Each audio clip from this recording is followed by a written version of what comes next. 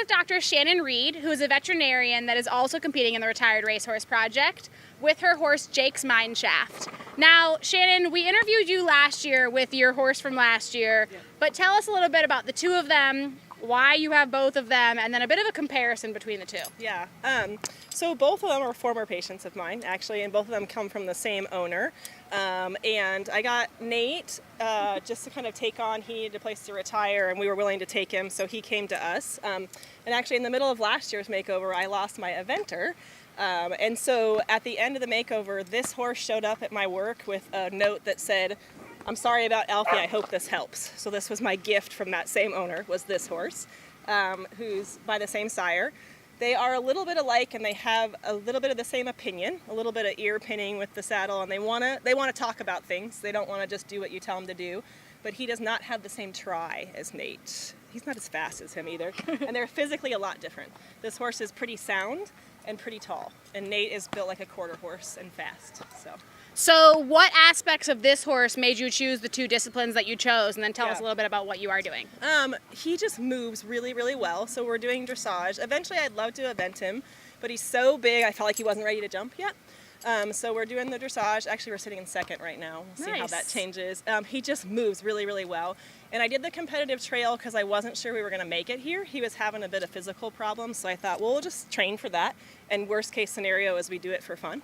And so we're still going to do that for fun. And he actually listens pretty well. So. And what is your background with thoroughbreds, you know, in addition to the medicine that you perform, but other than that? Well, you always see him as a kid and you dream about him. And I grew up actually showing Arabs, but you see the thoroughbred from afar, and they're always this like mythical being. And then when I was a vet and got a chance to work on some racetracks, and then I worked a little bit with TRH and got into restarting them, and just ever since then I can't. Please stop eating your lead rope.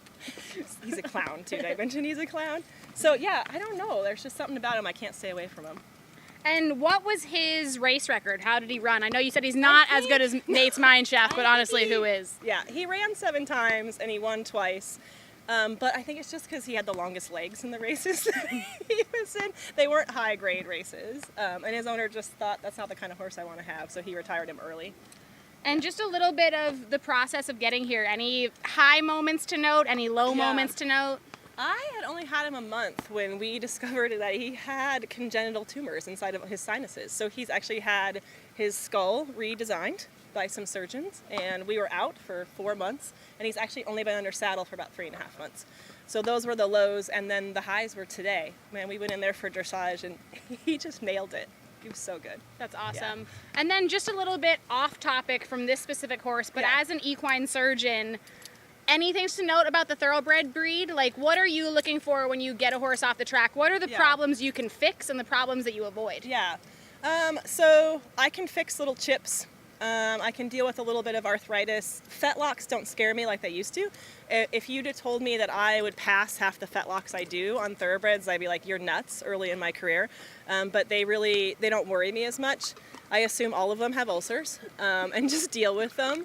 The things that are harder to deal with are maybe airways and upper level horses for sure. And yeah, like stifles are always bad. In fact, I don't know, they're just tougher than you think they are, and I think you need a vet when you do a pre-purchase on a thoroughbred off the track.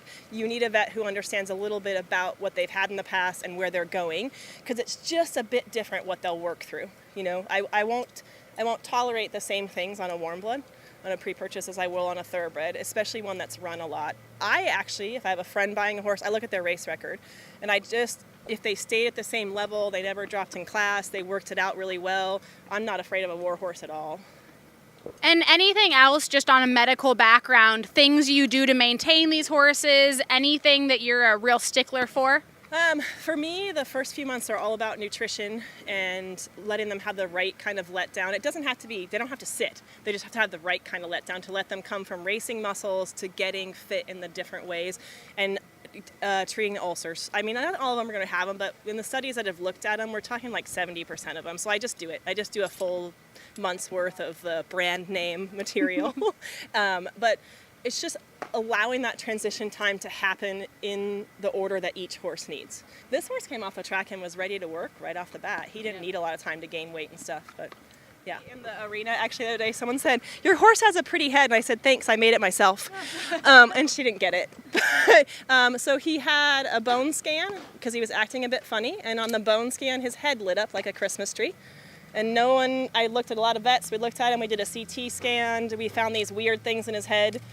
I think every vet in the world looked at him and said, "I don't know what that is." So then we opened up his skull in 2 different directions and flapped it open to take a look inside and take some pieces, put it back together, and then he sat for a long time. Yeah. So he does have a little bit of a funny profile.